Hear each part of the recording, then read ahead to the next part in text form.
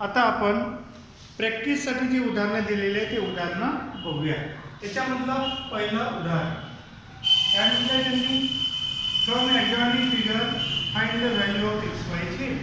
Imply from adjoining figure find values of x y z. ठीक आहे. या ठिकाणी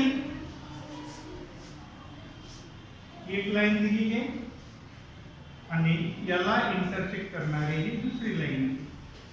ओके, इथे याचं मेजर आहे एक्स आहे, याचं 40 आहे, याचं झेड आहे आणि याचं वाय आहे. एक्स वाय झेडचे व्हॅल्यू आपल्याला करायचे आहे. Now first here to find or to decide the relation between such angles, such two angles out of one is given and second one is find out. म्हणजे असे दोन angle निवडा की ज्यांच्यामध्ये एका अँगलचं मेजर दिलेलं आहे आणि एकाचं फाइंड आउट करायचं आहे. तर पहिले आपण एक्सचं जर मेजर फाइंड आउट करतो आहे तर दिलेला अँगल आणि एक्स अँगल यांचं रिलेशन फॉर्म करू.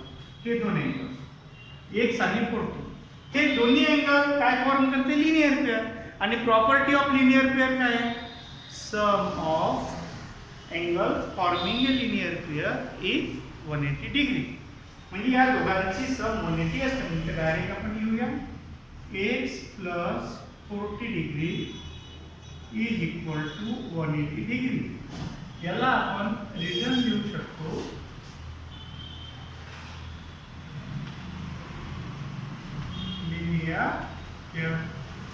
मग 40 प्लस 40 ला हटवल्याशिवाय x ची व्हॅल्यू मिळणार नाही. ते 40 ला साईड कोणता आहे, प्लस. मग प्लसचे अपोजिट काय आहे ते मायनस. म्हणून मायनस 40 दोन्ही करून आपल्याला इथे करावं लागेल. 40 याच्यातून मायनस केले, 40 राईट साईडला मायनस केले. मग इथे प्लस 40 मायनस 40 कॅन्सल झाले. x is equal to 140 degree एक व्हॅल्यू मिळाली. आता y, हा y आणि जो मेजर दिलेला आहे तो 40, या दोघांचं काय रिलेशन आहे, vertically opposite. So y is equal to 40 degree. Result काय लिहा, व्हर्टिकली अपोजिट अँगल्स. y चे मेजर झालं. आता z आणि x, कारण x चं काढलं आहे आपण, z आणि x काय आहे, vertically opposite. So z is equal to x, region line vertically opposite angles. So z is equal to 140 degree. Hence आपण इथे मेजर लिहिणार x is equal to 140 degree, y is equal to 40 degree and z is equal to 140 degree. इथे पहिल्या प्रश्नाचं उत्तर पूर्ण होते. आता बघू याच्यातला दुसरा प्रश्न. दुसऱ्या प्रश्नामध्ये काय दिलेलं आहे त्यांनी, from adjoining figure find the value of x. From adjoining figure find the value of x. X ची व्हॅल्यू काढायची आहे. या ठिकाणी एक ट्रायंगल दिलेला आहे, त्याचा एक एक्सटेरियर अँगल दिलेला आहे ज्याचा मेजर x आहे आणि त्याचे रिमोट इंटिरियर आहे. याच्या आधी तुम्हाला मी सांगितलेलं आहे रिमोट इंटिरियर अँगलचं रिलेशन काय असते ते. Okay, here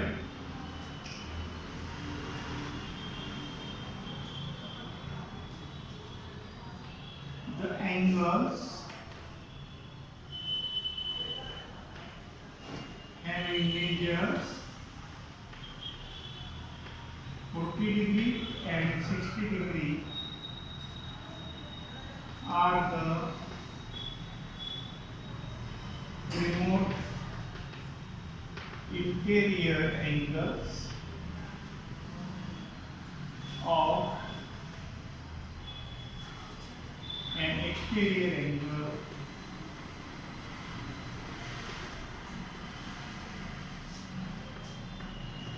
of measure HP. त्या दिलेल्या फिगरमध्ये 40 आणि 60 हे दोन अँगल या एक्सचे रिमोट इंटेरियर आहेत. Therefore, by property of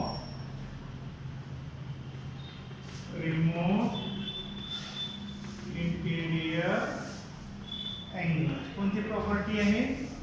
x is equal to 40 plus 60, x is equal to 100 degree. अशा पद्धतीने इथे 12व्या दिवसाचा अभ्यासक्रम पूर्ण होतो. आता बघूया आपण 13th.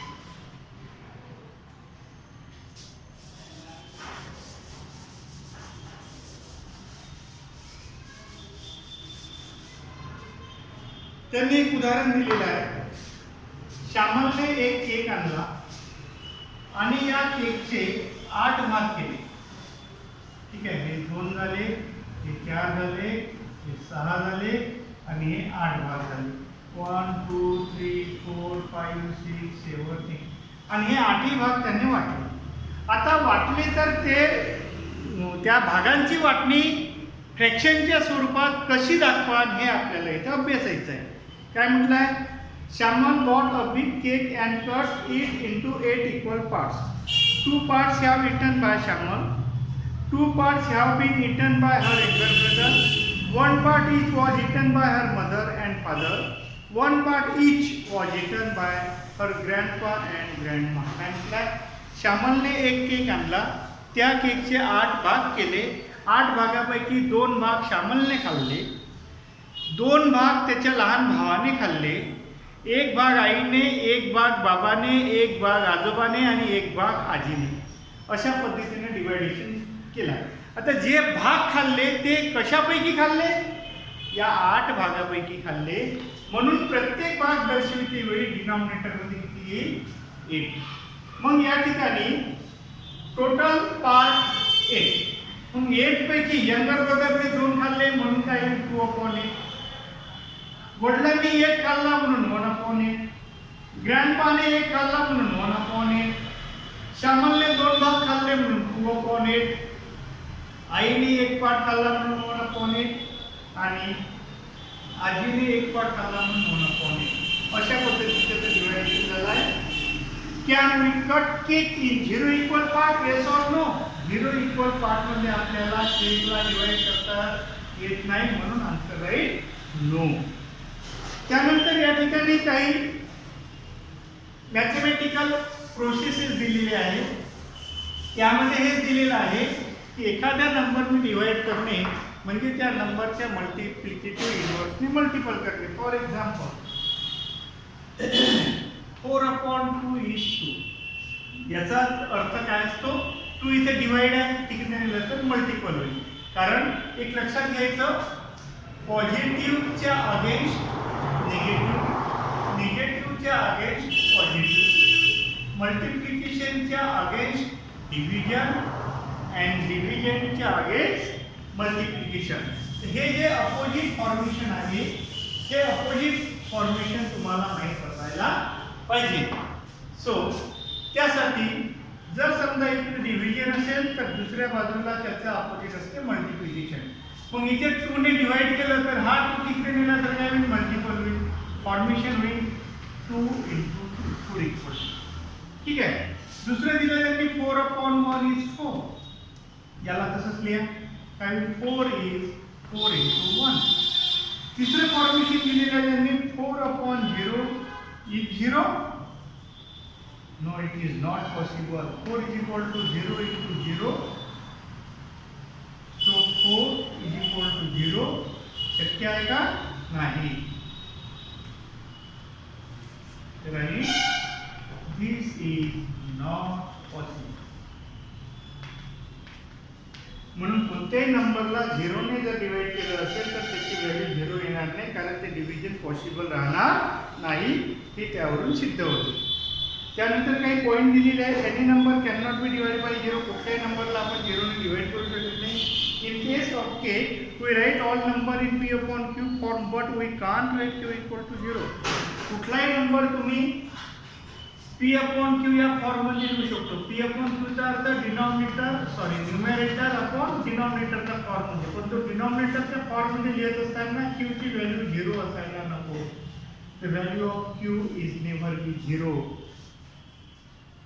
2 and 5 cannot be written. It is in the form of 2 upon 0 and minus 5 upon 0. या दोन्ही नंबरला आपण या पद्धतीने लिहू शकत नाही. हा याला असं लिहू शकतो 2 upon 1 आणि minus 5 upon 1. पण अपॉन मध्ये 0 लिहिता येणार नाही. त्यानंतर त्यांनी रॅशनल नंबरची डेफिनेशन दिलेली आहे. आता रॅशनल नंबरच्या डेफिनेशन मध्ये काय म्हटलेलं आहे? जो नंबर आपण a अपॉन b किंवा p अपॉन q किंवा फ्रॅक्शन फॉर्म मध्ये लिहू शकतो त्याला म्हणतात रॅशनल नंबर. जर नॅचरल नंबर जर आपण पाहिले, natural number 1 2 3, whole number 0 1 2 3, integer -3 -2 -1 0 1 2 dash dash dash. त्यानंतर हे जे तिन्ही प्रकारचे जे नंबर आहे, त्यानंतर रॅशनल नंबर, हे तिन्ही प्रकारचे नंबर हे पी अपॉन क्यू च्या फॉर्म मध्ये आपण लिहू शकतो. कुठलाही एक नंबर घ्या 2, त्याचा डिनॉमिनेटर दिलेला नाही म्हणून आपण 2 अपॉन 1 म्हणून लिहू शकतो. इथला नंबर घ्या तुम्ही 0, याचा डिनॉमिनेटर दिलेला नाही म्हणून याचा आपण डिनॉमिनेटर 1 लिहू शकतो. त्यानंतर या ठिकाणी इंटीजर -3 असेल, डिनॉमिनेटर दिलेला नाही, इथे आपण 1 लिहू शकतो. जे प्रत्येक नंबर आपण न्यूमरेटर अपॉन डिनॉमिनेटर म्हणजेच पी अपॉन क्यू या फॉर्म मध्ये लिहू शकतो. म्हणून हे प्रत्येक नंबर हे रॅशनल नंबर आहे. त्यानंतर all fraction are rational number but all rational number may or may not be a fraction. Rational number are negative or positive or 0 also. Okay. त्यानंतर प्रॅक्टिस फॉर्म्युला दिलेला आहे, ॲज इट इज त्यांनी identify करून दिलेलं आहे की कोणते number rational राहू शकतात, कोणते रॅशनल नसतात आणि कोणते फ्रॅक्शन नसतात. ठीक आहे. ते रॅशनल नंबर त्यांनी दिले 9/7 -9/7 0/8 6 12 हे सगळे रॅशनल. त्यानंतर ज्या नंबरच्या डिनॉमिनेटर मध्ये 0 आहे तसे 8/0 -12/0 हे नंबर रॅशनल होणार नाही. ओके, कारण ती कंडिशन तशी दिलेली आहे. त्यानंतर काही नंबर दिले फ्रॅक्शन होणार नाही. For example -5/4, numerator is greater than denominator, म्हणून याला आपण कन्वर्ट केलं तर याचं फॉर्मेशन या पद्धतीने. म्हणून हा टोटल फ्रॅक्शन नाही, प्युअर फ्रॅक्शन नाही आहे. त्यांना पाहिजे प्युअर फ्रॅक्शन, हा आहे प्युअर फॉर्म म्हणून हा फ्रॅक्शन नाही. त्यानंतर 9/0, डिनॉमिनेटर मध्ये जर 0 असेल तर तो फ्रॅक्शन होणार नाही. त्यानंतर 12/3, 3 इज डिव्हिजिबल बाय 12, 3 ने 12 ला भाग जातो आहे म्हणून हा सुद्धा फ्रॅक्शन होणार नाही. अशा पद्धतीने 3 प्रकारचे नंबर इथे अभ्यासलेले आहेत. त्यानंतर एक टेबल त्यांनी दिलेला आहे, तो टेबल आपण बघूया.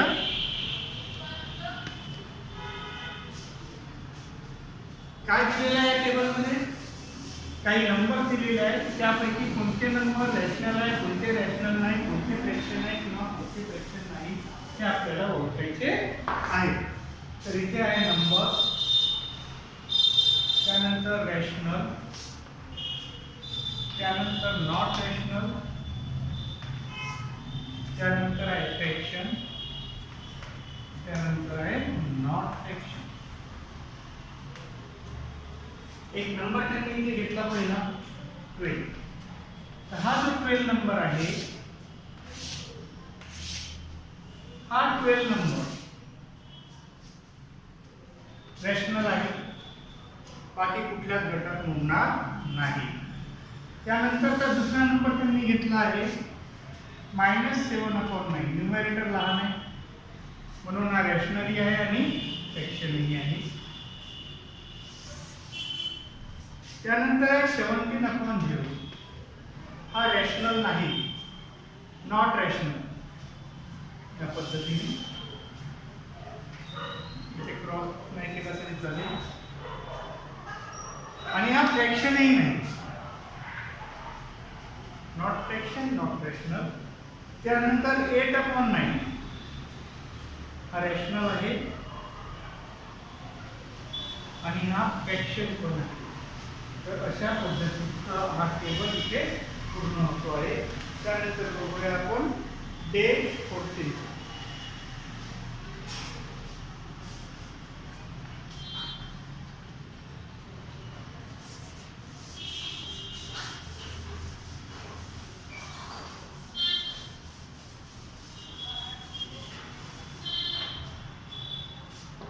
उदाहरण त्यांनी घेतलं आहे, Ayush completes a journey in 2 part. आयुषने 2 पार्टमध्ये जर्नी कंप्लीट केली. He completed 2/6 part journey yesterday and 4/6 part journey today. काल त्यांनी टोटल जर्नीच्या 2/6 पार्ट्स आणि आज त्यांनी टोटल जर्नीच्या 4/6 पार्ट्स जर्नी त्यांनी पूर्ण केली. So how much part of total journey completed in 2 days. तर त्यांनी 2 दिवसांमध्ये एकूण किती जर्नी कंप्लीट केली, दोन्ही जर्नीची ॲडिशन इथे आपल्याला करायची आहे. सो त्यांनी दिलेला आहे part of journey by Ayush yesterday that is 2/6. Part of journey of Ayush today that is 4/6. दोन्ही जर्नी एकत्रित केली for total journey 2/6 plus 4/6 that is denominator सारखा आहे म्हणून एलसीएम 6 राहील. न्यूमरेटर मध्ये जे नंबर जसे आहेत तसेच्या तसे 2 plus 4 6/6 that is equal to आपण 1 लिहू शकतो. दुसरं उदाहरण त्यांनी दिलेलं आहे, Suraj bought 5/2 kg of sugar and Sohail bought 7/3 kg of sugar. How many kg of sugar they both bought? दोघांनी खरेदी केलेली साखर किती? तर सूरजने केली 5/2 kg आणि सोहेलने केली 7/3 kg. दोघांची टोटल. आता या ठिकाणी काय झालं की दोघांचे डिनॉमिनेटर डिफरंट आहे म्हणून काय करायचं, याच्या डिनॉमिनेटरने याला मल्टिपल करायचं आणि याच्या डिनॉमिनेटरने याला मल्टिपल करायचं. मग पहिल्या फ्रॅक्शनला दुसऱ्याच्या डिनॉमिनेटरने म्हणजे काय होईल 5 × 3. मग 5 × 3 5 ला 3 ने मल्टिपल केलं म्हणून 2 ला सुद्धा 3 ने मल्टिपल करा. प्लस इकडे 2 × 7 म्हणजे 7 × 2 इकडे 3 ला. त्यानंतर काय होईल 5 × 3 15/6 7 × 14/6. डिनॉमिनेटर सारखे आहे म्हणून LCM 6 15 + 14 that is equal to 29/6. Clear. तिसरे उदाहरण दिलं, sugar bought 16/7 gram of gold. Sangeeta bought 12/5 gram of gold. How many more gram gold bought by Sangeeta then. आता संगीताजवळ किती गोल्ड जास्त आहे आपल्याला शोधायचं आहे सागरपेक्षा. मग दोघांचं जे गोल्ड आहे ज्याचं जवळ जास्त आहे किंवा ज्याच्या जवळचं गोल्ड अधिक आहे त्याच्यामधून ज्याच्या जवळचं गोल्ड कमी आहे त्याला मायनस करायचं. मग या ठिकाणी जास्त गोल्ड कोणाजवळ आहे 16/7 सागरजवळ. संगीताजवळ किती आहे 12/5. तर दोघांपैकी जास्त कोणाचं आहे 12/5 हे जास्त आहे. का जास्त आहे बघा 12/5. जर याच्यात आपण भागतोडा वगैरे करून काय होईल 5 × 10 2/5 आणि दुसरं किती आहे 16/7 7 × 14 2/7. आता या दोघाला कम्पेअर करा. दोघांचे न्यूमरेटर सारखे. मग न्यूमरेटर सारखे असेल तर ज्याचा डिनॉमिनेटर मोठा तो फ्रॅक्शन छोटा. मग हा झाला छोटा कारण हा मोठा आहे. हा छोटा हा झाला मोठा म्हणून याच्यातून याला मायनस करायचं आणि म्हणून त्यांनी 12/5 मायनस 16/7 केलं. इथे सुद्धा डिनॉमिनेटर डिफरंट आहे म्हणून काय करायचं आहे याचा एलसीएम जर घेतो म्हटलं तर आपण क्रॉस मल्टिप्लिकेशन केलं तरी चालते. दोन्ही नंबर डिफरंट आहे म्हणून तुम्ही डायरेक्टली करू शकता पण त्यांनी डायरेक्ट घेतलेलं नाही. तर याच्या डिनॉमिनेटरने या फ्रॅक्शनला मल्टिपल करायचं. डिनॉमिनेटर कोणता आहे 7 ने दोन्ही नंबरला मल्टिपल करा. आता या फ्रॅक्शनला याच्या डिनॉमिनेटरने मल्टिपल करा. 16 × 5 7 × 5 that is equal to 84/35 80/35. Denominator सारखे झाले LCM 35. So 84 minus 80 that is equal to 4/35. आला सर. त्यावरून काय लक्षात आलं आपल्या, by addition or subtraction of rational number whose denominator are equal with only add or subtract numerator. ठीक आहे. जर समजा डिनॉमिनेटर सारखे असेल तर दोन फ्रॅक्शनची ॲडिशन किंवा सबट्रॅक्शन करते वेळी डिनॉमिनेटर जो आहे तोच ठेवायचा, पण जो न्यूमरेटरमध्ये न्यूमरेटरची ॲडिशन करा किंवा न्यूमरेटरची सबट्रॅक्शन करा. When denominator are different, then denominator are made equal by taking LCM. LCM घेऊन denominator सारखे करायचे. When we add or subtract decimal fraction, then adding or subtracting integer part and fractional part by decimal method. हे बघा, हे अलग अलग करायचे. Integral part, fractional part याच्यावरून मग डिसाईड करायचं कोणता फ्रॅक्शन मोठा आहे आणि कोणता छोटा आहे. प्रॅक्टिससाठी त्यांनी काही उदाहरणं दिली आहे, ते उदाहरणं बघूया आपण.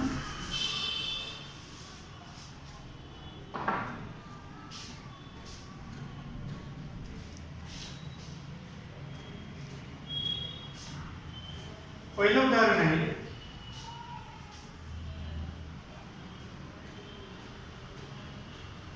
complete the activity. 1 multiply 10 upon 8 plus 12 upon 5 that is equal to काय करायचं इथे 10. मी सांगितलं की जर दोन्ही डिनॉमिनेटर डिफरंट असेल तर पहिल्या फ्रॅक्शनला दुसऱ्या डिनॉमिनेटरने मल्टिपल करा. दुसरा डिनॉमिनेटर कोणता आहे 5. मग याला 5 ने मल्टिपल करा, याला पण 5 ने मल्टिपल करा. या प्लस दुसऱ्याला पहिल्याने मल्टिपल करा, म्हणजे इथे होईल 12 into 8 5 into 8. या म्हणजे काय झाले 12 10 5 50 upon 40 plus 96 upon 8 5 40. क्लियर. दोन्ही डिनॉमिनेटर सारखे आहे म्हणून एलसीएम 40. न्यूमरेटरची सरळ इथं सम आहे म्हणून सम काढ. 6 9 plus 5 40 146. तसंच दुसरं उदाहरण काय किती त्यांनी 4 upon 8 minus 1 upon 5 is equal. आता 5 ने याला मल्टिपल करा.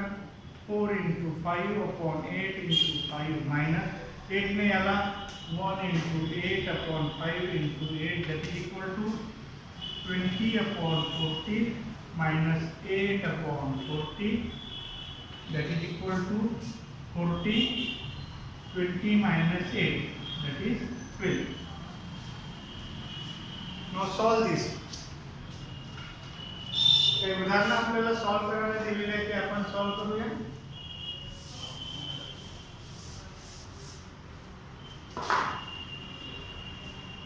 So number 1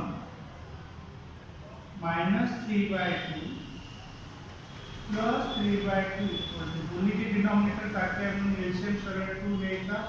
-3 plus 3 that is equal to 0 upon 2 that is equal to 0. दुसरे उदाहरण त्यांनी घेतलेलं आहे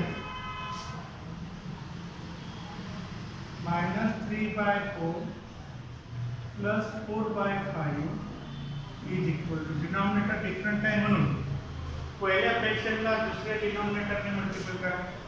-3 into 5 upon 4 into 5 plus 4 into 4 upon 5 into 4 that is -15 upon 20 plus 16 upon 20 that is 20.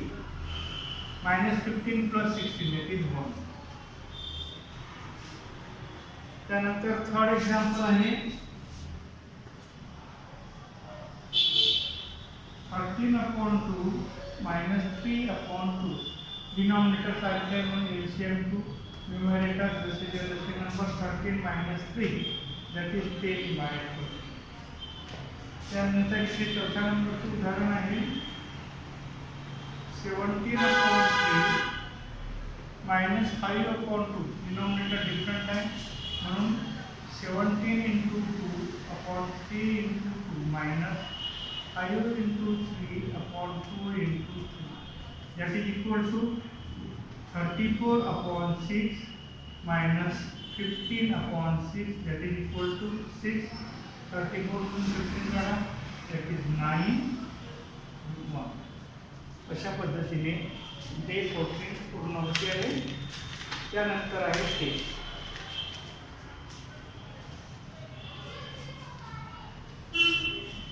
टेस्टमध्ये तुम्ही ते सोडवली असेल तर एक वेळा कन्फर्म करून घ्यायचं. 15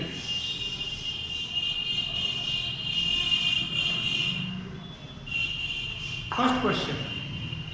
Angle bisector of an angle of a triangle bisect that angle in two equal parts. पहिल्याचा आन्सर काय येणार?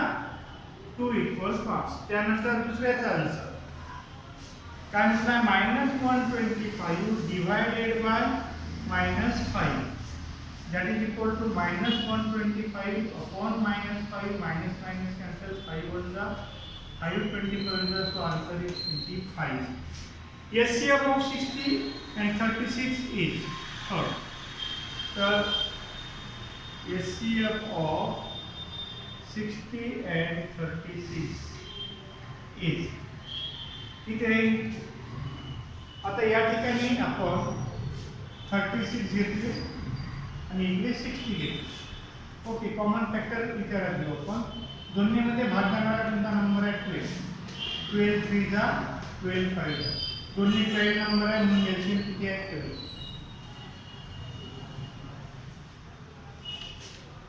Sum of two angles is 90 degrees. Then the angles are complementary.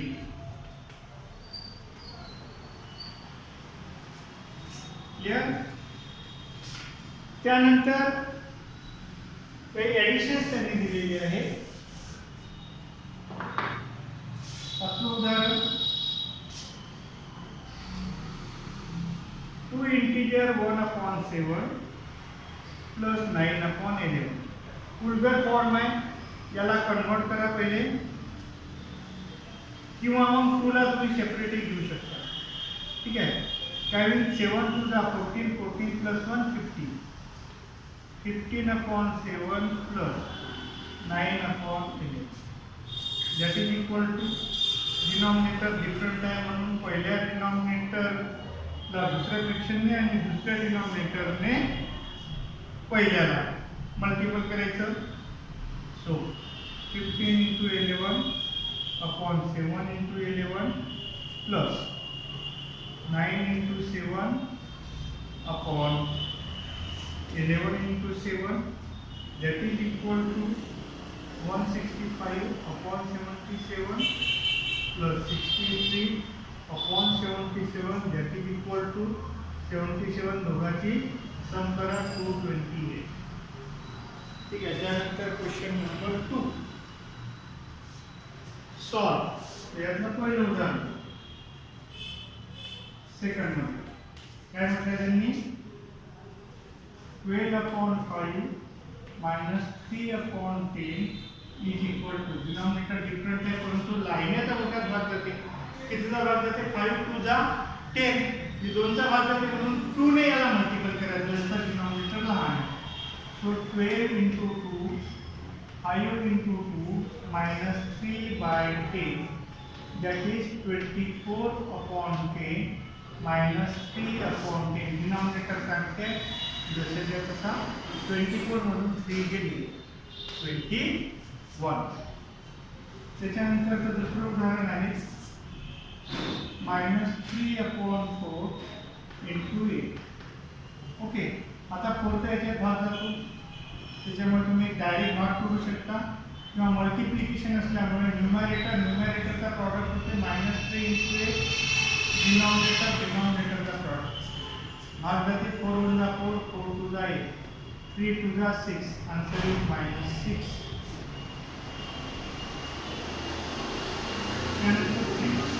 Second म्हणजे याची फिगर त्यांनी दिलेली आहे.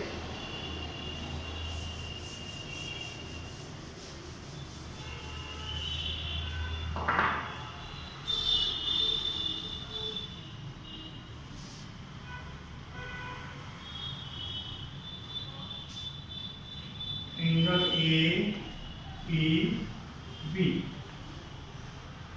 सी डी मी याचं मेजर आहे 34 डिग्री. ठीक आहे. तुम्हाला फाइंड आउट करायचं आहे एपीडी आणि BPC. So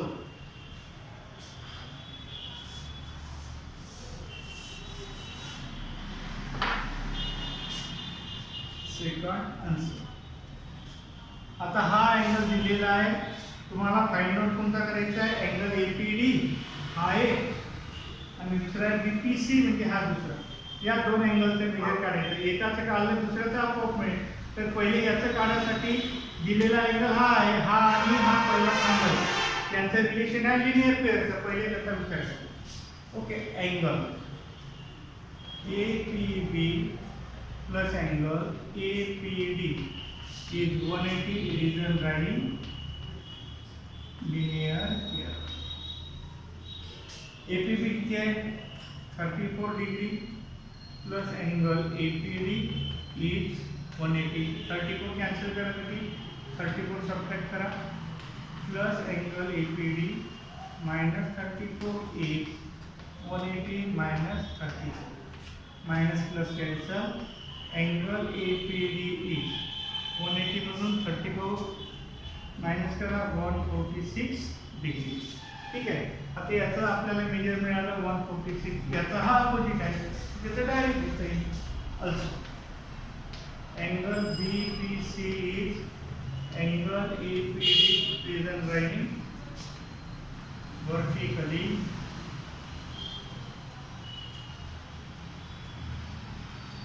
opposite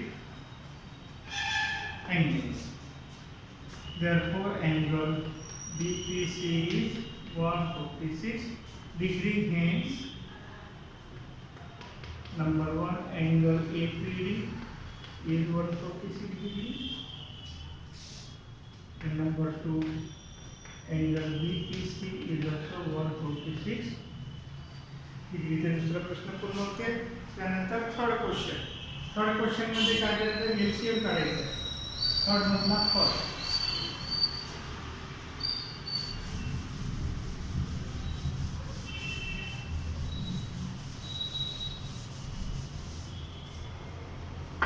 LCM of 18, 36 and 27. ठीक आहे. त्याच्यासाठी आपण हा एलसीएम डिव्हिजन मेथडने काढूया. 18, 36 आणि 27. क्लिअर. आता या तिघांमध्ये भाग करणारा कोणता असा नंबर आहे का? आहे. कोणता नंबर आहे? 9. 9 to the 18, 9 to the 36, 9 to the 27. आता 2 चा भाग द्या. 2 वजा 2, 2 to the 4. याच्यात भाग जात नाही म्हणून नंबर जसाच्या तसा. त्यानंतर इथे 1 पेक्षा मोठा असणारा पहिला नंबर 2. 2 चा भाग द्या. हा 1 जसेच्या तसा खाली आला. इथे 2 वजा 2, 3 मध्ये भाग जात नाही त्याला जसेच्या तसा. आता 3 चा भाग द्या. 1 जसेच्या तसा, 1 जसेच्या तसा, 3 वजा 3. 1 1 1 आल्या तर ह्या नंबरचा प्रॉडक्ट म्हणजेच या ठिकाणी LCM. So LCM is 9 into 2 into 2 into 3, that is equal to 108. त्यानंतर त्याच्यात एक सब क्वेश्चन दिलेला आहे की -7 मल्टीप्लाइड बाय द ब्लँक केली आहे 21. इथं मायनस आहे, याचं साइन आहे प्लस. मायनस प्लस इथं राहील मायनस. 7 3. त्यानंतर बी इथे 5 मल्टीप्लाइड करा. इथे कोणत्या नंबरने मल्टिप्लाय केलं असतं? -30. आता हा मायनस आहे, हा कोणता आहे? प्लस. मग इथे प्लस मायनस मायनस. तिथं भाग आहे 5 6. क्लिअर आहे? दोन्ही झाले पूर्ण. त्यानंतर आपल्याला एक फिगर ड्रॉ करायची आहे. फिगर ड्रॉ करण्यासाठी पहिले एक रफ फिगर काढायची. रफ फिगर काढला आपण, त्याला आपण नाव दिलं SUV. हा 90 7 सेंटीमीटर 9 सेंटीमीटर. काय करायचं? पहिले 7 सेंटीमीटरचा एक सेगमेंट करायचा.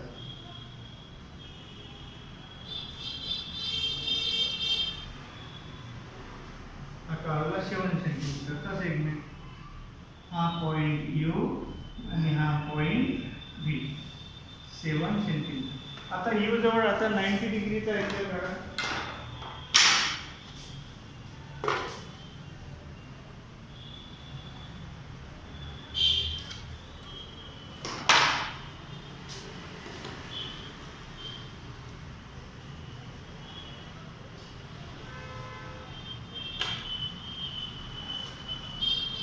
हा काढला आपण 90 डिग्रीचा अँगल.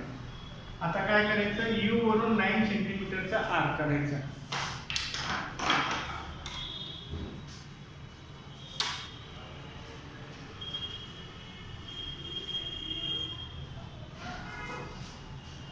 हा 9 सेंटीमीटर डिस्टन्स घेतलं, हा आर काढला. हा आर जिथे कुठे इंटरसेक्ट होईल त्या ठिकाणी पॉइंट घ्यायचा एस. आता हा पॉइंट एस आणि पॉइंट बी यांना जॉईन करा.